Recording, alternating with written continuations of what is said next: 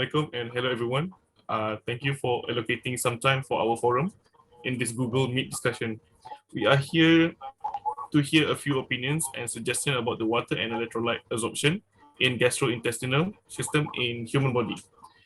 First of all, my name is Muhammad Asri bin Amri, and I would like to introduce our panel member, which is panel 1, Miss Misha, panel 2, Miss Nadira, panel 3, Miss Aina, and lastly, panel 4 is Miss Nisha.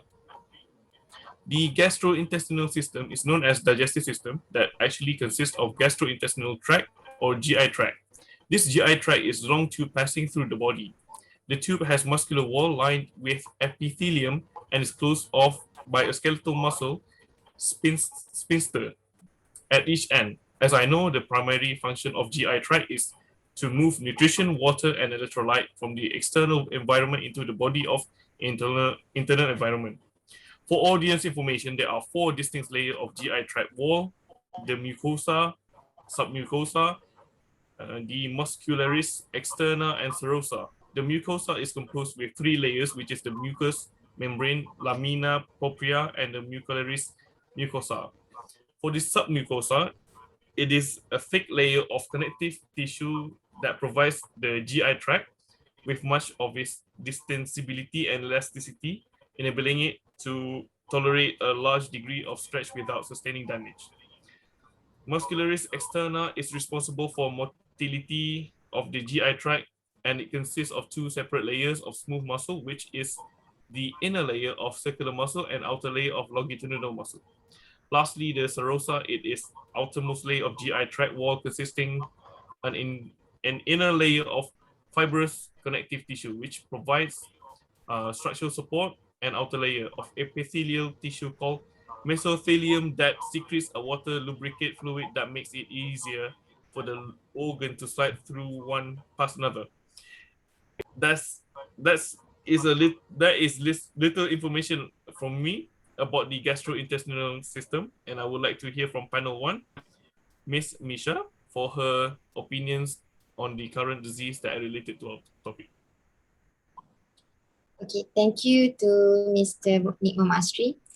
I think that the most popular disease about gastrointestinal disease and electrolyte disease is the electrolyte disorder. This disease is caused by a loss of bodily fluid through the prolonged vomiting, and sweating. Next, it can also be developed due to fluid lead to burn. Did you know that elevated level of electrolyte is indicated with the prefix hyper, while depleted level of electrolyte are indicated with hypo? For example, the condition that causes electrolyte imbalance for calcium is hypercalcemia and hypocalcemia. For potassium is called hyperkalemia, and hypokalemia for chloride is called hyperchloremia and hypochloremia, and others. Anyone can develop an electrolyte disorder. However, there are also certain people that are at an increased risk because of their medical history. The condition that can increase the bigger risk for an electrolyte disorder, including alcohol use disorder, kidney disease, eating disorder, trauma, congestive heart failure, and other reasons. Mild form of electrolyte disorder may not cause any symptom. This disorder can go undetected until they are discovered during a routine blood test. Many of these symptoms usually start to appear once a particular disorder becomes more severe. There is some symptom of the electrolyte disorder to know if you're having this disease. This including irregular heartbeat, fast heart rate, lethargic, nausea, vomiting, diarrhea, headache, numbness, irritability, and others. These are common symptoms. However, to diagnose these diseases, a simple blood test must be taken so that the professional can measure the level of electrolyte in our body. Doctor may want to perform a physical exam or other extra tests to confirm a suspected electrolyte disorder. This additional test will vary depending on the condition in question. That's all from me. Thank you. Thank you, panel 1, Miss Nisha. Now that we know some information about the disease related to electrolyte disorder, we will move to panel 2, Miss Nadira. what is the best diet to get healthy lifestyle, especially for us to prevent getting electrolyte disorder? Okay, thank you, moderator Nik Muhammad Asri bin Amri. First of all, we know electrolytes are involved in many essential processes in your body. They are playing a role in the conducting nervous impulse, contracting muscle, keep our body to keep hydrated and regulating our body pH level. For everyone information, electrolyte in nutrition referring to the essential mineral that can be found in our blood, sweat and urine. When this mineral dissolve in a fluid, they form electrolyte which can be positive or negative ion that were used in metabolic process. Some common electrolyte that usually found in our body are sodium, potassium, chloride, calcium, magnesium, phosphate, and bicarbonate. These electrolytes are required for various bodily processes, including proper nerve and muscle function, maintaining acid-base balance, and keep you hydrated. The best way to reach and maintain electrolyte balance is through a healthy diet. The main food source of the electrolyte are fruit and vegetable. However, in the Western diet, a common source of sodium and chloride is a table salt. We can get our sodium by eating pickled food, cheese, and table salt. Our chloride intake by salt, potassium by eating fruit and vegetable like bananas, avocado, and sweet potato. To get our magnesium intake by eating seed and nuts. And for calcium, we can eat dairy product alternatives such as milk, yogurt, and green leafy vegetable. These are several strategies can help keep our electrolyte in the balance. Firstly, we must eat a balanced, healthy diet which include food that contain electrolyte that I have informed earlier. Next, drink a plenty of water, but don't overdo it. Drinking too much fluid can flush electrolyte out of our system. Other than that, don't overuse salt. Even though sodium is an electrolyte, eating too much can throw your system off balance. Try to avoid strenuous outdoor exercise during the hottest time of day. Lastly, don't exercise indoor without air conditioning, especially if you are start to sweat profusely. Some people drink electrolyte water water or supplement with electrolyte like sodium and calcium to ensure they get enough. However, a balanced diet that includes source of electrolytes should sufficient for most. Our body can typically regulate electrolyte efficiently and keep them at the right level. But in some circumstances, during vomiting and diarrhea, where electrolyte losses are excessive, supplementing with a rehydration solution that contain electrolyte could be useful. However, note that unless we have low level of electrolytes due to exercise losses, then supplementing can cause abnormal level and possibly illness. It's the best first consult to the doctor before supplementing with the electrolytes. That's all for me. Thank you. Okay, thank you, panel 2, for that useful information. I hope our audience pay much attention to that explanation. Next, we move to our panel 3, which is Miss Aina, to give few words about maybe a new or current medical device technology for healthy exercise that are related to our today topic. Okay, thank you, moderator Nik Muhammad Asri. Actually, this question is hard, especially for our topic today. But I've come prepared today. I have done some research and found that a scientist from the University of California, Berkeley, designed a patch that can measure sodium in sweat and the demi-sweat rate directly from the skin. Their findings suggest that knowing our sweat rate and sweat composition could help us customize our post-workout beverage or help us decide how much of it that we need to drink to rehydrate and replenish your body. The patch that I mentioned earlier designed collects sweat at the surface of the skin and analyzes it in real time using a PCB that transmit the collected data wirelessly to a mobile phone. Sweat enters the device through a well that contains sensors that can measure sodium, potassium, and glucose. That well leads into spiraling tubules that measure sweat rate. The patch is flexible. It conforms to your skin and it prevents sweat loss through leakage or evaporation. And that's how the scientists can retain sweat for analysis. Other than that, I also found that researchers from North Carolina State University have developed a wearable wireless sensor that can monitor a person's skin hydration for use in applications that need to detect dehydration before it poses a health problem.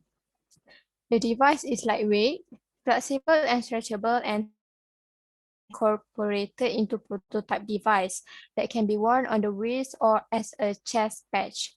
The sensor could be used to protect the health of people working in hot conditions, improve athletic performance and safety, and also to track hydration in older adults or in medical patients suffering from various conditions. It can even be used to tell how effective skin moisturizers are for cosmetics. The sensor consists of two electrodes made of an elastic polymer composite that contains conductive silver nanowires. These electrodes monitor the electrical properties of the skin because the skin's electric properties change in a predictable way based on an individual's hydration. The readings from the electrodes can tell how hydrated the skin is. The researcher also incorporated the sensors into two different wearable systems, a a wristwatch and an adhesive patch that can be worn on the chest. Both the watch and the patch wirelessly transmit sensor data to a program that can run on a laptop, tablet, or smartphone. This means that the data can be monitored by the user or by a designated third party, such as a doctor in a hospital setting or an officer in a military setting. That's all from me. Thank you. Wow, that's impressive to know that there are some technology to improve our healthy exercise while maintaining our hydration and electrolyte to be balanced. Thank you, panel 3, Miss Aina. Now we move to the last panel, which is panel 4, Miss Nisha. So can you explain to us how water and electrolyte absorption happen in our body? Thank you to our moderator. First of all, we know that most water absorptions take places in small intestine with an additional of 0.5 liter per day absorbed in the colon. As with intestinal fluid secretion, water follows osmotic gradients created by solid movement, which is established by the absorption of electrolytes. Small intestines must absorb massive amount of water, which is about 1 to 2 liters every day, not including another 6 to 7 liters of fluid from the salivary glands, stomach, pancreas, liver, and the small intestine itself. The electrochemical gradient created by absorption of sodium is what allows potassium to be absorbed or secreted depending on lumen concentration. Enterocytes in the small intestine and colonocytes, the epithelial cells on the luminal surface of the colon, absorb Na+ using three membrane proteins, apical Na+ channels, the Na+ porter, and Na+H+ exchanger, or also known as NHE. In the small intestine, a significant fraction of Na+ absorption also takes place through Na+ dependent organic solid uptake, such as SGLT and Na, plus amino acids transporters. After the ignita enters the large intestine, approximately about 80% of the fluid has already been absorbed. Next, on the basolateral sides of both enterocytes and colonocytes, the primary transporters for Na+ is Na+, K+, ATPase. Chloride uptake uses an apical Cl negative HCO3 negative exchanger and a basolateral Cl negative channel. Potassium and water absorption in the intestine occur by the paracellular pathway. So that's all from me. Thank you. Okay, thank you, panel 4. Miss Nisha, for the detailed explanation. I think we have gained many information about our topic, which is the water and electrolyte absorption in gastrointestinal system in the human body. As a conclusion, we have to know our digestive system condition, especially when we are getting older day by day. So to do that, we must take care of our daily intake diet and exercise regularly. Other than that, do not be afraid to ask questions to other, as we don't know what will happen to our body. Lastly, do a regular checkup to maintain our health. That's all for our forum today, and thank you everyone.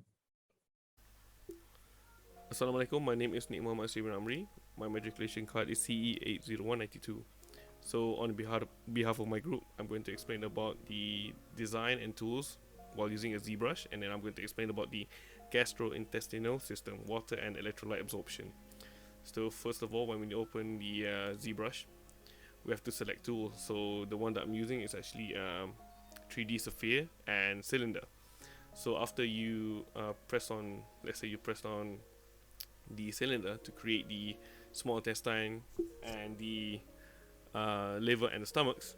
So after you have created the 3D sphere, you have to press B, and then you have so many so many design. You have clay buildup, chisel. So the ones that I'm using actually is chisel, clay buildup. That is actually much more easier than the rest, and it's much more suitable for our projects. So after that, once you select, you can actually use all the effects and design as well. So on the top bar, the second row top bar, there's edit, draw, move, scale, rotate. So those are the ones that we are going to use for our project.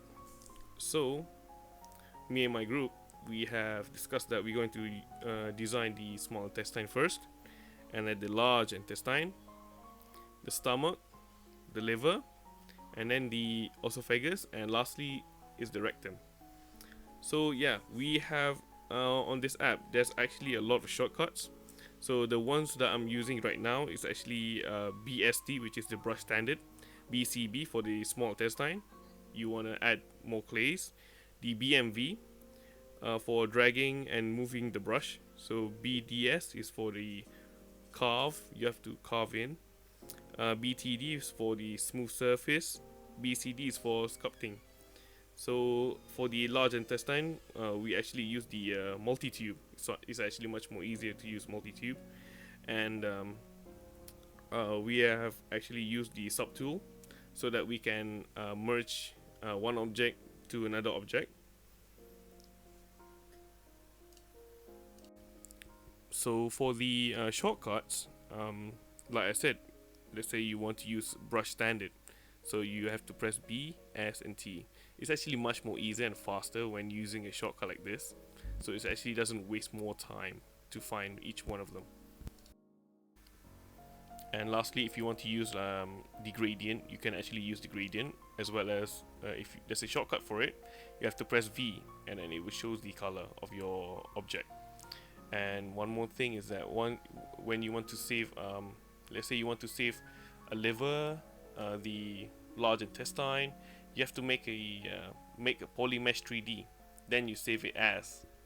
In that way, you can restore the old design back and merge using a subtool.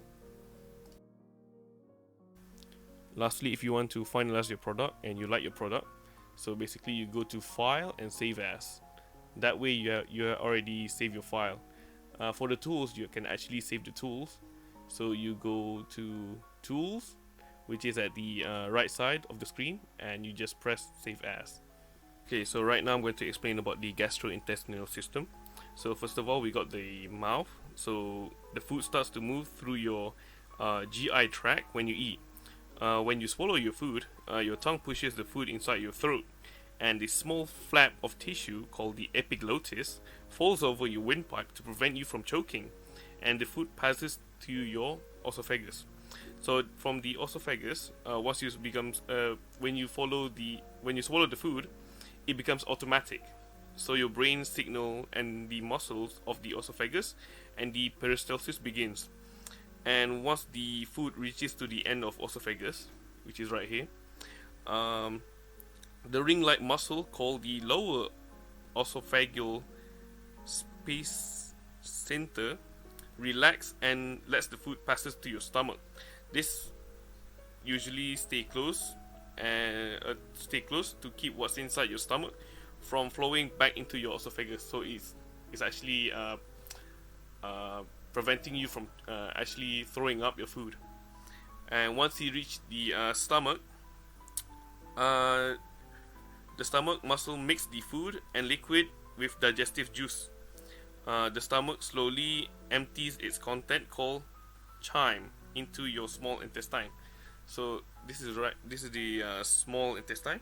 The muscle of the small intestine mix food with digestive juices from the pancreas, liver, and intestine, and push the mixture forward for further digestion. The walls of the small intestine absorb water and digested nutrition into your bloodstream. As the peristalsis continues, the waste product of the digestive process moves into the large intestine. So it goes to the large intestine, where the waste product for the digestive process include the undigested parts of the food, fluid, and older cells from the lining of your GI tract. The large intestine absorbs water and changes the water from liquid into stool. Okay, and then lastly it will goes to the rectum. So the lower end of your large intestine, the rectum, stores stool until it pushes the stool out of your anus during the bowel movement. Okay, more on that. The water and electrolyte absorption usually happens in small and large intestine. If the person have diarrhea or constipation, it would mean the person would have lack of water absorption throughout his body. Okay, that's it. Thank you very much.